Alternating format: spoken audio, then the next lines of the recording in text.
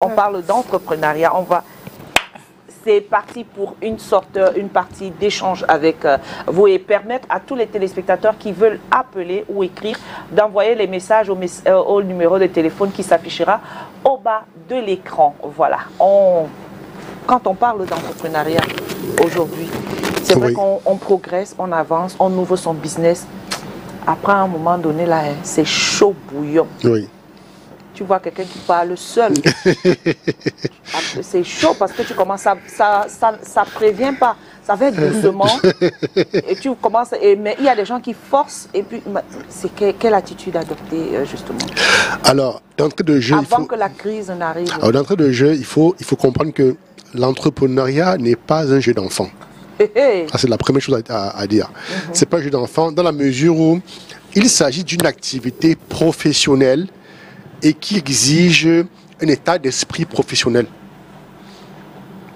Le marché sur lequel on se déploie est un marché qui a de la concurrence.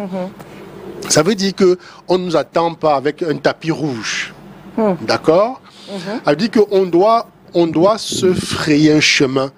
On doit bousculer. On doit arracher des parts de marché. Donc, il s'agit d'un combat. C'est pas simplement avoir le meilleur produit, le meilleur service, et puis les gens vont venir demander c'est combien ils vont acheter. Non. Les gens, parfois, ont déjà d'autres prestataires dans le même domaine que vous. Les gens, parfois, ont déjà leur lait qu'ils aiment acheter. Ils ont déjà des femmes ont déjà leur greffe qu'elles vont acheter quelque part. Et vous venez maintenant, vous devez arracher les parts de marché. C'est-à-dire, prouver à ces femmes qui prennent les greffes ailleurs que vos greffes sont meilleures. Donc, il s'agit d'une négociation, mais qui parfois se passe de manière violente. Donc, quand vous vous lancez, attendez-vous à des moments difficiles. Attendez-vous à des moments où vous n'aurez même pas de clients. Attendez-vous parfois à ne rien vendre pendant des jours, pendant des semaines, pendant des mois. Quand on s'attend déjà à cela, on est mieux préparé. Or, quand on pense que tout sera toujours rose, ce qui est un gros mensonge, alors on sera peut-être choqué et incapable de pouvoir continuer. Aussi, il faudra surmonter les obstacles. Donc, premièrement, ce n'est pas un jeu d'enfant. Lorsque vous vous lancez dans un business, quelle que soit sa taille, ce n'est pas une blague. Vous devez rester concentré. Les premières entrées ne signifient pas que le business marche déjà. Parce que souvent, on lance un business et les 6 premiers mois, tout est rose. Et on se dit, waouh, je suis le meilleur, ça marche. Non. Attendez de voir les 2 premières années. Voilà. Je dis parce que beaucoup de jeunes entrepreneurs, après 6 mois, vont s'acheter une voiture. Ah bon? Les amis, ce n'est pas le moment d'acheter une voiture. Les 6 premiers mois, ça ne veut pas dire que vous êtes très fort. Non. Parfois, le marché vous accueille et puis les clients viennent goûter à votre service, à votre produit. Et donc, pendant ce moment-là, ces 6 premiers mois-là, les gens sont parfois curieux. Mais c'est après les 6 mois qu'il faudra les fidéliser. Or, si après les 6 mois, vous ne faites aucun effort, vous les verrez disparaître. Et vous aurez l'impression que c'est la faillite. Donc, ce n'est pas la faillite. Le marché vous a juste accueilli. Le marché vous a fait un clin d'œil. Vous ouvrez un restaurant. Et puis, les 6 premiers mois, vous vendez tous les plats. Vous dites, waouh, ça marche. Mais en fait, c'est juste que les gens sont parfois fatigués de tous les restaurants où ils vont. Et ils se disent, je vais un peu voir chez Cathy. Je vais un peu voir chez Mireille comment ça marche. Alors, ils viennent par curiosité. Maintenant, c'est à vous donc de commencer à capitaliser sur ces curieux-là qui viennent vers vous. Donc, lorsque vous traversez des moments difficiles, il faut d'abord situer le moment difficile. Est-ce que c'est au début de l'activité? Parce qu'en fonction de la période, on peut analyser de manière différente. Une difficulté, par exemple, au début de l'activité, ça pareil que par exemple 2 ans plus tard ou 5 ans plus tard. Il y a des baisses d'activité en fait qui annoncent la fermeture de l'activité. Il y a des belles activités qui veulent simplement dire que le marché n'a pas bien accueilli votre concept. Il faut peut-être le raffiner. Il faut peut-être créer un élément de différenciation. Et parfois aussi, une belle activité peut simplement signifier que le service n'est pas bon. Il n'est pas bon. Et quand il n'est pas bon, on fait quoi? On se remet en question. On va vers des consultants. Ou bien on va encore étudier la concurrence de près pour voir ce que la concurrence fait pour que ces produits marchent. Vous savez, l'entrepreneur, c'est quelqu'un de très éveillé. Un entrepreneur qui dort n'a pas sa place dans un marché. Parce qu'il doit toujours être en train de se poser des questions. Est-ce que mon service est meilleur que celui de la concurrence? Quels sont mes éléments de différenciation? Qu'est-ce que les clients apprécient?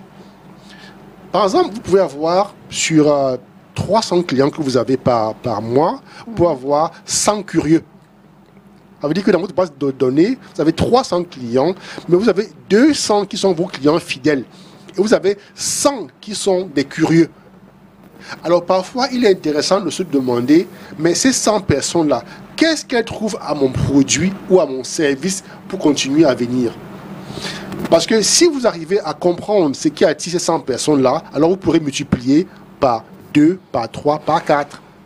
Or, quand vous ne vous posez aucune question, et que vous voulez voir juste des chiffres monter, parfois les chiffres ne montent pas juste parce qu'on fait des erreurs, soit dans la distribution, dans la conception, soit dans la communication. Il y a un instant, on avait la représentante d'une école internationale sur le plateau. Elle a expliqué, elle a essayé de ressortir les avantages qu'il y avait à envoyer nos enfants vers l'établissement qui promet des places à l'étranger dans un pays bien spécifique. Vous voyez que certains parents vont y aller, pas parce qu'ils ont beaucoup d'argent, mais parce qu'ils pensent à donner à leurs enfants une chance. Et donc, ils vont se sacrifier pour pouvoir payer ce qu'on demande. Parce que la communicatrice aura mis l'accent sur les avantages et sur les débouchés. Donc, parfois, la communication de votre entreprise est ce qui vous plombe le plus.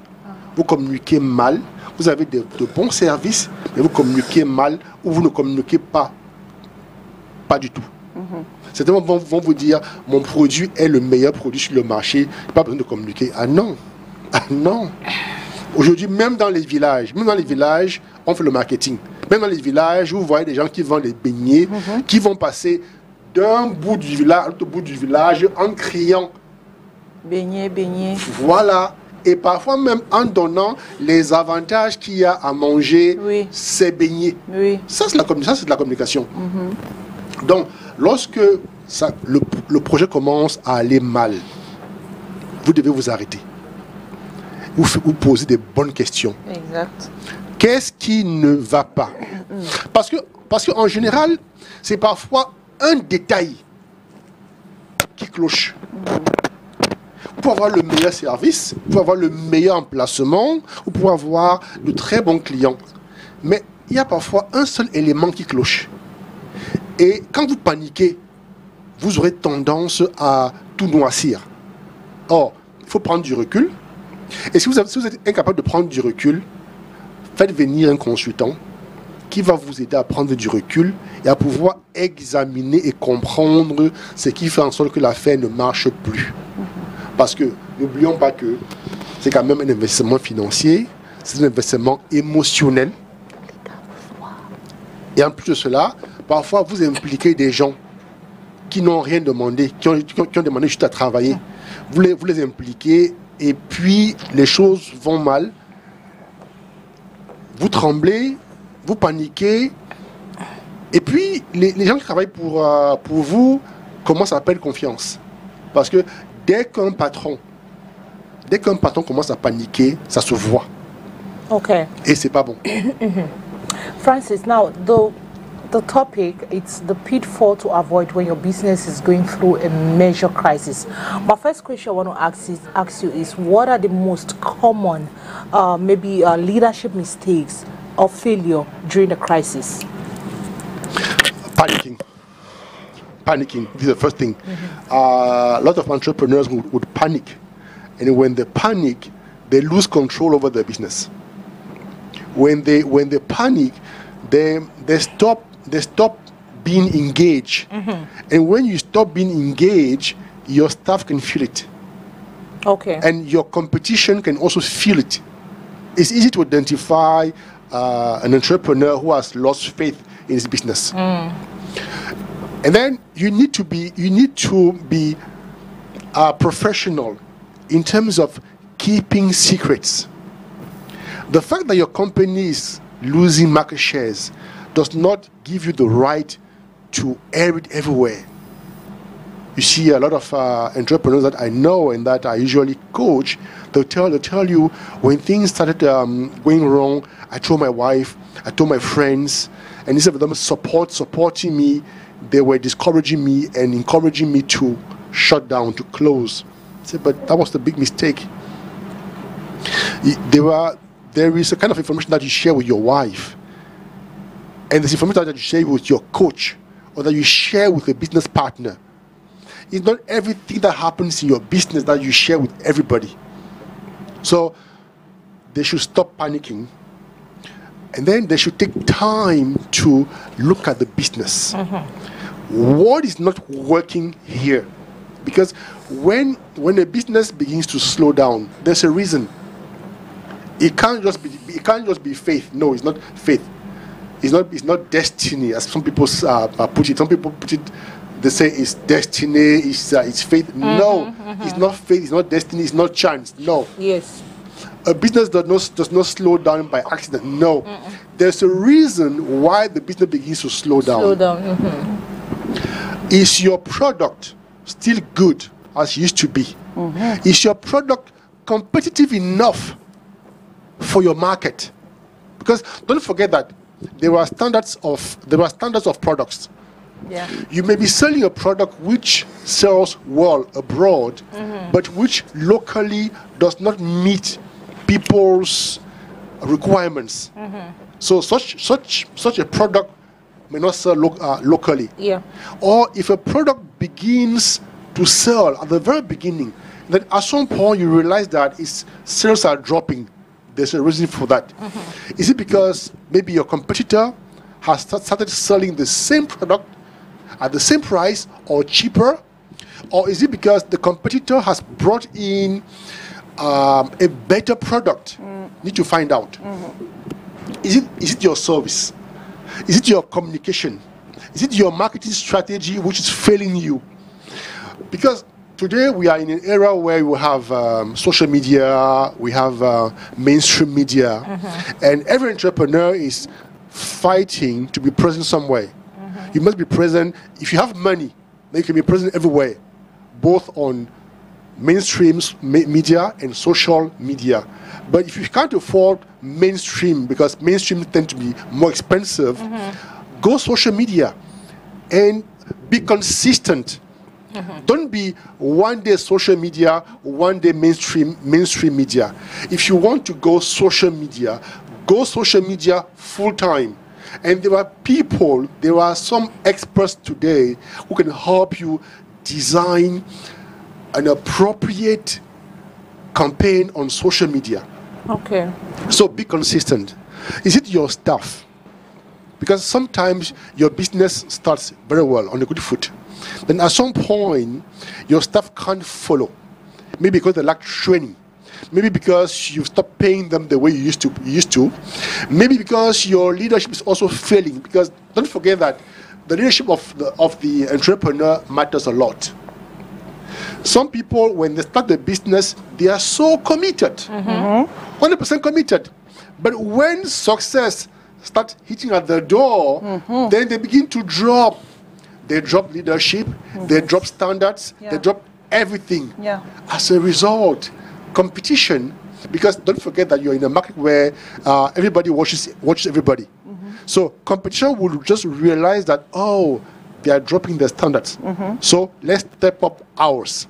And when they step up theirs and they communicate, of course, customers will rush you know, to them, because customers are always looking for the best. Okay. So the problem is not to panic. Don't panic, but try to reason.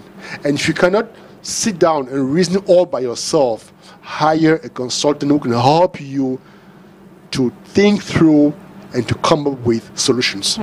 Now, how can we... Kavino? Oui, je voulais poser une question. Lorsqu'on dit par exemple les pièges à éviter en période de crise en entrepreneuriat, est-ce qu'on peut savoir ici, M. Red, quelles sont les phases de la crise? Est-ce que la crise là, arrive d'une façon subite ou alors ça se dessine? Alors, tout dépend du marché, tout dépend du service, tout dépend de la période. Ok. La crise peut être perçue 6 mois avant ou bien 1 an avant. Okay. Prenons un exemple. Vous êtes sur un marché, dans un domaine où il y a de nouveaux entrants. C'est-à-dire qu'il y a de nouvelles entreprises qui font leur entrée sur le marché. La concurrence n'est pas facile. Vous voyez qu'à un moment donné, vos parts de marché vont baisser. Parce que les clients vont aussi s'intéresser aux nouveaux entrants pour savoir ce que ces entrants-là proposent. Prenons le cas de Douala où nous sommes aujourd'hui. On a vu il y a de cela 3-4 ans l'arrivée de nouveaux supermarchés dans la ville. C'est vrai. Et cela a fatalement eu des conséquences. Oui, d'accord. Fatalement eu des conséquences. Parce que pendant longtemps, on avait des supermarchés qui avaient pignon sur rue. Et qui ne faisaient plus aucun effort pour satisfaire les clients. C'est vrai. Mais avec l'arrivée de nouveaux entrants, et on se sont dit, mais allons voir là-bas. Et en allant voir là-bas, certains ont fini par y rester. En se disant, ici le service est mieux, ici c'est plus propre, ici on vous parle bien, on vous parle comme vous méritez. Donc, service client. Maintenant, tous les supermarchés qui avant avaient un mauvais service client ont dû en pâtir. Et donc, pour donc ramener les clients, vous devez soigner le service client, soigner vos locaux, sinon ils ne vont pas revenir. Donc, à ce niveau-là, on a vu les nouveaux entrants arriver. Et donc, on pouvait attendre que dans 2-3 ans, il y aura des chamboulements incroyables. Et à l'heure où on parle aujourd'hui, il y en a qui ont fermé. Est-ce que ça joue en termes de prix? Est-ce que les prix rentrent aussi dans... Oui, bien sûr. Il faut s'ajuster. Si par exemple, en face de moi, j'ai un géant, qui a plus d'articles que moi sur le même rayon. Qu'est-ce que je peux faire pour garder ma clientèle? Je peux baisser mes prix en me disant que au moins pour le prix qui est bas, les gens vont rester. D'accord? D'accord. Ouais. Mais il faut aussi se dire, est-ce que la qualité suit? Exact. C'est même le plus. Voilà. Parce que le problème, c'est pas juste le prix. Parfois, on se dit, bon, je fais un bon prix. Mais parce que si en face de moi, j'ai quelqu'un qui a une meilleure qualité, avec un prix légèrement supérieur au mien, les gens peuvent se dire, pour ma santé, je vais payer un peu plus cher. Et donc, je vais vers la concurrence. Oui. Donc, c'est pourquoi il faut toujours réfléchir. Et l'étude de marché, voilà un autre point important. L'étude de marché, ce n'est pas simplement avant de lancer l'activité. Même quand l'activité est déjà opérationnelle, il faut continuer à organiser des études de marché de façon périodique. Ah, d'accord, ok. D'accord? Parce que le marché est dynamique. Et ce qui est important aujourd'hui peut ne plus l'être demain. C'est vrai. Regardez par exemple les call box.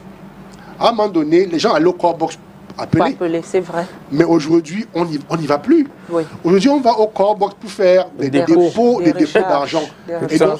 Et non plus appeler. Bon. Et puis, de plus en plus, il y a l'application qui permet d'envoyer et de recevoir l'argent, de pouvoir gérer. Donc, ça veut dire qu'à un moment donné, même ces call-box qui envoient l'argent sont en voie de disparition. Le marché. Donc, le marché est essentiellement dynamique. C'est vrai. Donc, celui qui aujourd'hui vit par exemple des dépôts des clients, doit commencer à se poser des questions. Est-ce que dans 2 ans, est-ce que dans 3 ans, j'aurai encore ce business? Sinon, je fais comment pour pouvoir m'adapter à la nouvelle donne? C'est vraiment chaud. Parce qu'aujourd'hui, par exemple, c'est facile. Je télécharge l'application. Ouais. L'application qui me permet de gérer les envois, tout ça. Et c'est encore plus grave parce qu'aujourd'hui, les banques sont rentrées dans la danse. Dans la danse, exactement. Aujourd'hui, vous avez des banques qui ont aussi leur application. Oui. Alors on dit que dans le court terme, d'ici 5 ans, les core box qui comptent sur l'envoi d'argent ne pourront plus opérer. Ça va disparaître. Mais monsieur, est-ce que tout ça, c'est l'avantage de la population? Non, cette évolution-là, je ne sais pas. Calvino, c'est pas une histoire de sentiment. C'est la forme, c'est pas c'est le business. C'est pas une histoire de sentiment. Bon, Calvino, je vais prendre un exemple. Moi qui suis sur le plateau, j'ai dû me faire violence. Moi, je suis de la vieille école des formateurs. C'est-à-dire que moi, je suis du genre formation en présentiel. En présentiel. On va chez le client, on fait ceci, on fait cela. Mais avec le Covid, j'ai appris à travailler en ligne. Ça a été violent. Ça a été violent. J'ai appris à travailler en ligne, j'ai appris à coacher en ligne. Et aujourd'hui, je vais te faire une confidence. Aujourd'hui, 85% de mon business, c'est en ligne. Wow. Mais j'étais contraint.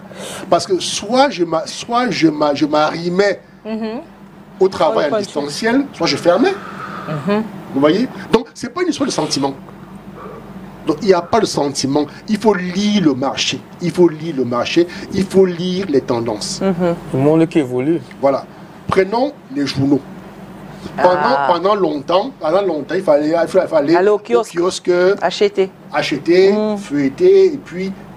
Mais aujourd'hui, on l'a en ligne. Vous vous abonnez, vous avez votre journal sur votre téléphone. Même les livres, même les livres. Les bouquins. Donc, il faut s'adapter. Donc, lorsque vous traversez une période de crise, c'est parfois le bon moment pour vous de vous poser les bonnes questions. Est-ce que mon business, ça rime à la réalité? Voilà. Parce qu'il y a des business qui sont en déphasage avec la réalité. Ils sont en déphasage. C'est vrai. Prenons par exemple les bureautiques. Pendant longtemps, on a eu des bureautiques qu'on appelait business center. Oui. Moi, comme si le travail, on allait là-bas imprimer, on allait faire des saisies des bouquins. Aujourd'hui, tout le monde a un laptop. Tout le monde a un laptop. Pas tout le monde aussi, Francis. La plupart des gens aujourd'hui ont un laptop. Oui. Et donc, il est plus facile pour chacun de nous aujourd'hui de saisir tout ce qu'il veut. D'accord? De saisir et parfois d'acheter une imprimante portable, de pouvoir imprimer. On a un téléphone, on saisit, on imprime dans le téléphone. Et puis aujourd'hui, on a de moins en moins besoin d'imprimer. Oui. Parce que si je veux par exemple envoyer un courrier à Calvino, je demande Calvino, ton mail, ou bien ton WhatsApp, voilà. J'envoie. Or, il y a de cela 20 ans, je serais allé dans une bureautique, saisir mon texte, je l'aurais imprimé et venir te remettre. D'accord? Donc, le marché est en perpétuelle mutation. Il faut pouvoir le lire. Et chaque crise qu'une entreprise traverse, quelle que soit sa taille, c'est un moment exceptionnel pour le personnel et le promoteur de se poser les bonnes questions. Wow. On revient, Francis, pour continuer l'entretien. On va retrouver l'homme de la rue, l'homme dans les rues de Yaoundé, justement avec Thierry Onne sur l'entrepreneuriat, les pièges à éviter. On regarde. À un moment donné de la vie, on peut être confronté à ceci ou bien à cela, mais ce qu'il y a lieu de faire, c'est éviter tout découragement. Et surtout, croire en son projet et y tenir. Je pense que c'est le piège qu'il faudra éviter. Moi, je sais pas. Je pense que c'est tout ce qui a lieu, c'est-à-dire le découragement, et n'est pas céder à la pression de l'heure. C'est ça. Donc, pour ne pas sombrer dans les crises, donc il y a d'abord la première chose, c'est d'abord le financement. Ce qui nous tue, nous les jeunes aujourd'hui, nous avons beaucoup de projets, mais nous n'avons pas les finances. Bon, et la deuxième partie maintenant, c'est que ce qui nous tue aussi beaucoup, c'est que lorsque nous avons un projet, nous devons d'abord s'asseoir et bien réfléchir sur ces projets et de ne pas en parler à n'importe qui. Parce que parfois nous parlons un peu trop et nous disons que bon, je ne vais pas avoir mon ami, je parle avec lui, je crois que c'est mon ami, oh, c'est lui qui me poignarde par le dos. Donc ce sont des choses que nous devons éviter. C'est éviter d'être dispersé, donc se concentrer et chercher à voir là où se trouvent les difficultés et réfléchir sur des solutions pour pouvoir repartir de nouveau. Sinon la vie en elle-même, c'est issue de turbulences. On est en haut, on est en bas. Bon, quand on est en bas, il faut juste voir comment réfléchir pour se relancer. Alors, je crois que de tout de go, je dirais qu'il faut éviter de s'emporter. Le calme est très important. Essayer de garder son sang-froid. Si on n'a pas encore eu le temps de faire une sorte d'introspection, c'est le moment de chercher à comprendre pourquoi on se retrouve dans en train de traverser cette tempête. Trouver un moyen de s'asseoir, réfléchir et trouver des solutions. Vous savez qu'avant de lancer un projet, il y a un ensemble de préalables qu'il faut mener. Lorsqu'on a fait ces préalables et qu'on a lancé le projet et on se retrouve donc à un moment donné en train de faire une sorte de traversée du désert, on peut revenir sur les préalables, voir ce qui n'a pas été fait normalement, essayer d'y apporter quelques éléments de correction ou alors adapter cela parce que souvent vous savez lorsqu'on fait, on va parler des études de marché, ces préalables là, lorsqu'on les fait, parfois c'est de manière, parfois on se limite au théorique. Maintenant lorsqu'on se retrouve sur la pratique et qu'il y a véritablement des soucis qui arrivent, il faut donc maintenant les adapter. Donc pour moi l'idéal, pour me résumer, c'est garder son calme, garder son sang-froid et trouver des moyens efficaces pour essayer de traverser cette crise. Alors Francis, oui, alors les gens dans la rue ont dit la même chose que nous sur le plateau, mais je voudrais insister sur deux ou trois éléments. Premier élément, ne pas se décourager. Je vais paraphraser mes frères ivoiriens. Découragement n'est pas frère d'entrepreneur. Donc, quand on commence à entreprendre, mettez de côté le découragement. Parce qu'une vie d'entrepreneur, c'est une vie de rebondissement. Une vie de rebondissement. Comme on dit au quartier, c'est le cardio. Ouais. On n'a pas un bon cardio, il ne faut même pas commencer. Et la deuxième chose, c'est que chaque crise est une opportunité de croissance. Parce que la crise recèle en elle des réponses. Parce qu'une crise, c'est parfois un malaise. Une crise, c'est parfois le signal qu'il faut ajuster des choses.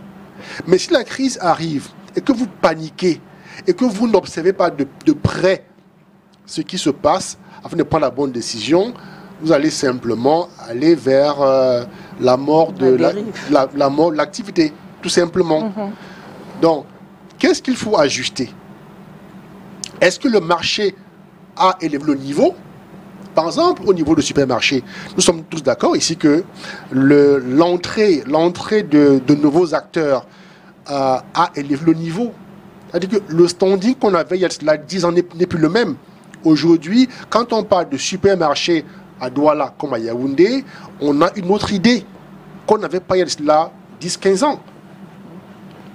Par exemple, j'ai des amis en Europe. Dernièrement, on discutait et l'un me disait qu'il est passé par Yaoundé, il a passé des vacances ici et qu'il était agréablement surpris d'aller dans une grande surface et de se constater qu'il n'avait rien à envier à un supermarché en Europe. Donc il y a eu une grande évolution. Ça veut donc dire que tous les acteurs du secteur supermarché doivent élever le niveau de service afin de rester sur le marché. Celui qui reste dans la configuration d'il y a 15-20 ans va forcément fermer. Ah, ok. Parce qu'aujourd'hui, quand on est dans le supermarché, c'est aéré, il y a une certaine disposition des marchandises, c'est bien achalandé. Bref, il y a un certain confort. Il y a un certain confort que le client a, qu'il n'avait pas il y a 20-30 ans. Et donc, chaque fois qu'il y a une crise, c'est une opportunité de croissance. Mais si vous ne saisissez pas l'opportunité au bon, alors ça va plutôt être pour vous très désastreux parce que vous allez plutôt soit fermer, soit vous enfoncer et finir par fermer. Now, Francis, I know that communication breakdowns, because you talked briefly on communication. Communication breakdowns are frequent in crisis. Now, I don't know if you can come back with what strategies maybe we need to implement in order to have, manage our internal communication during crisis. Good. The first thing to avoid, when a business is going through a crisis, first thing to avoid is to share information without a plan. Because in a business, all staff are not at the same level. Okay. Right? So you share information based on the level of staff, based on the hierarchy. Right. There are things that the top management needs to know that the cleaner does not need to know because he can't handle that kind of information. There are things, for example, sometimes a company might be closing in 6 months' time and the top management is aware. But the people down at the bottom aren't aware because they can't handle it. But the top management will look for a way to communicate and to prepare people for the worst scenario. Right? So, first of all, you need to identify what is the problem. But at least inform your people that there's a problem. One. And then two, that you are working at solving the problem. Okay. And you are also open to welcoming suggestions from them, because sometimes the top management believes that they can find answers to questions, whereas sometimes there are people in the company who may bring their input, and this input might help you solve the issue. So be open, admit that there are problems. Okay. And the best policy is honesty. The moment you admit that there's a problem, then people will trust you more, because they will say, okay, so it's true that we are going through a crisis. But now we can't identify the origin of the crisis, so we are looking at it. So we may work with some consultants to help us identify. However, if you are aware of some issues that may be justifying this crisis, please come forth and speak. Then you've opened the door. You've opened the door for people to start contributing, and people will be more confident because you have opened the door for their suggestions. Because sometimes a company is going through a crisis, but top management does not say anything about it. And people are like in the dark. They're like, what's going on? Yeah. And then now some of the staff will start spreading rumors, and you cannot stop that. Yeah. Where there's no information, rumor will prevail. Yeah. And rumors, unfortunately, rumors are not good communication tactics. Yeah. Because through rumors, people can say whatever they want to say. They can tarnish the image of the company. They can sabotage. But the official information that you from top management that you share brings light and prepares people. Even if it means closing in 6 months' time, tell people we have lost market shares. For example, we've lost market shares because competition is becoming more and more stiffer and stiffer.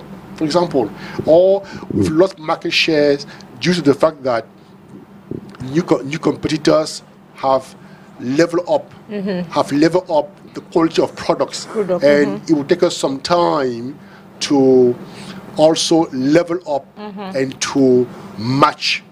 So in the meantime, we may have to reduce the size of the company. When you say that, people are prepared, but when you just shut down, you don't say anything to people. First of all, when an entrepreneur, when a manager shares with people, he feels less pressured. He feels less pressure on him. Yes, because at least he has aired his worries, and now he's expecting his staff to join him. But when he wants to manage that all by himself, there's a big danger of too much stress. Yeah.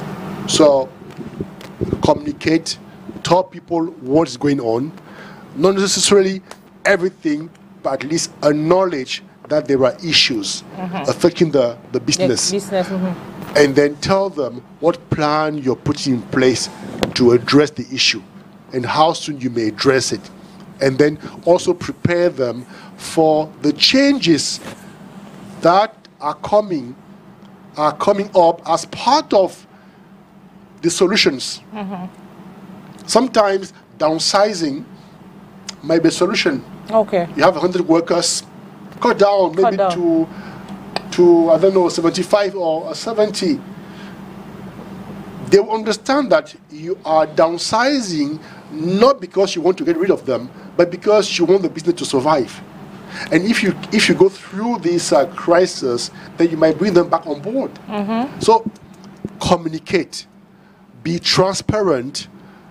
I'm not saying tell them everything, but be transparent. Voilà, Francis, nous arrivons au terme de l'émission. Il est 11h56 déjà. Oui, c'est vrai, c'était super intéressant. On apprend qu'il faudrait surtout communiquer.